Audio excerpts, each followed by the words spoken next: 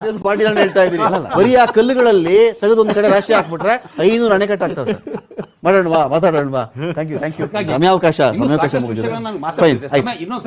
ಖಂಡಿತ ಚಿಕ್ಕದ ಇವತ್ತು ಈ ದೇಶದಲ್ಲಿ ಏನ್ ನಿರುದ್ಯೋಗ ಮತ್ತೆ ಇವತ್ತೇನು ಇನ್ಫ್ಲೇಷನ್, ನಾವು ಇನ್ಫ್ಲೇಷನ್ ಬಗ್ಗೆ ಮಾತಾಡ್ಬೇಕು ಇಲ್ಲಿ ಏನು ತಲಾದಕ್ಕಿಂತ.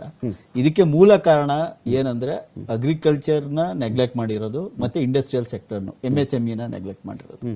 ಅಗ್ರಿಕಲ್ಚರ್ ಏನ್ ಮಾಡ್ತಾ ಇದಾರೆ, ಇವತ್ತು ಈ ಸೋಲಾರ್ ಕೊಡ್ತೀವಿ ಎಲ್ಲ ಕೊಡ್ತೀವಿ, ಅವ್ರಿಗೆ MSP ಕೊಡ್ತಾ ಇಲ್ಲ. ನೀನ್ ಇಂಥ ಬೆಳೆ ಬೆಳೆಯಪ್ಪ, ನಾವು ಎಕ್ಸ್ಪೋರ್ಟ್ ಮಾಡ್ತೀವಿ, ನಿಂಗೆ ಇಂಥ ರೇಟ್ ಕೊಡ್ತೀವಿ, ಅದನ್ನ ಹೇಳ್ತಾ ಇಲ್ಲ ಸರ್ಕಾರಗಳು. ಅದರಿಂದ ಅಗ್ರಿಕಲ್ಚರ್ ಸಾಯ್ತಾ ಇದೆ. ಇನ್ನೊಂದ್ ಕಡೆ ಅವ್ರಿಗೆ ನೀರಾವರಿ ಸೌಲಭ್ಯ ಇಲ್ಲ. ಇವಾಗ ನಾವು ಪಂಜಾಬ್ ಅಲ್ಲಿ ಕೇವಲ 3 ವರ್ಷದಲ್ಲಿ 21% ಇದ್ದ ಇರಿಗೇಷನ್ ಇವತ್ತು 63% ಮಾಡಿದೀವಿ. ಇವತ್ತು ಕರ್ನಾಟಕದಲ್ಲಿ ಇನ್ನೂ 26% ಅಲ್ಲೇ ಸಾಯ್ತಾ ಇದೆ ಇರಿಗೇಷನ್. ಫಸ್ಟ್ ಅವ್ರಿಗೆ ನೀರ್ ಕೊಡ್ಬೇಕು. ಇನ್ನ ಲಾಸ್ಟ್ ಒಂದೇ ಒಂದು ಪಾಯಿಂಟ್ ಹೇಳ್ಬಿಡ್ತೀನಿ ಸರ್. ಇವತ್ತು ಏನು ಈ ಇಂಡಸ್ಟ್ರಿಯಲ್ ಸೆಕ್ಟರ್ಗಳಲ್ಲಿ ತುಂಬಾ ಏನಾಗಿದೆ, 28,000 ಸ್ಟಾರ್ಟ್ಅಪ್ಗಳು 2 ವರ್ಷದಲ್ಲಿ ಕ್ಲೋಸ್ ಆಗಿದ್ದಾವೆ. ಕರ್ನಾಟಕದಲ್ಲಿ ವರ್ಷಕ್ಕೆ 1,000 MSMEಗಳು ಕ್ಲೋಸ್ ಆಗ್ತಾ ಇದಾವೆ. ಯಾಕೆ ಅಂದ್ರೆ ಈ ಭ್ರಷ್ಟಾಚಾರ. ಪ್ರತಿ ಇಲಾಖೆಗಳು ಇಂಡಸ್ಟ್ರಿಯಲ್ ಸೆಕ್ಟರ್ಗಳಲ್ಲಿ ಇರುವಂತ ಭ್ರಷ್ಟಾಚಾರ ಎಲ್ಲೂ ಇಲ್ಲ.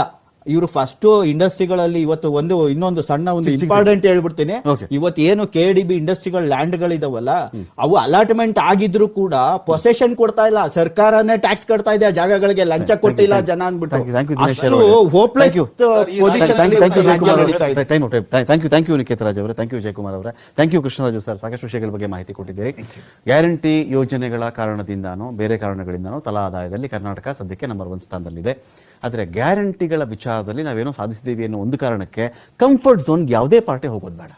ಇದಿಷ್ಟೇ ಸಾಕು. ಎಲೆಕ್ಷನ್ ಗೆಲ್ಲಕ್ಕೆ ಎಷ್ಟೋ ಅಷ್ಟು ಮಾತ್ರ ಆಗದೆ ಇದರ ಆಚೆಗೂ ಕರ್ನಾಟಕ ಮುಂದುವರಿಯುವಂಥ ದಾಪಕಾಲ ಹಾಕಲಿ ಮತ್ತು ಕರ್ನಾಟಕ ಮತ್ತು ತಮಿಳುನಾಡು ಇತರೆ ರಾಜ್ಯಗಳಿಗೆ ಮಾದರಿಯಾಗಲಿ ಅಂತ ಹೇಳ್ತಾ ಡಿಬೇಟ್ ಮುಗಿಸ್ತಾ ಇದ್ದೀನಿ.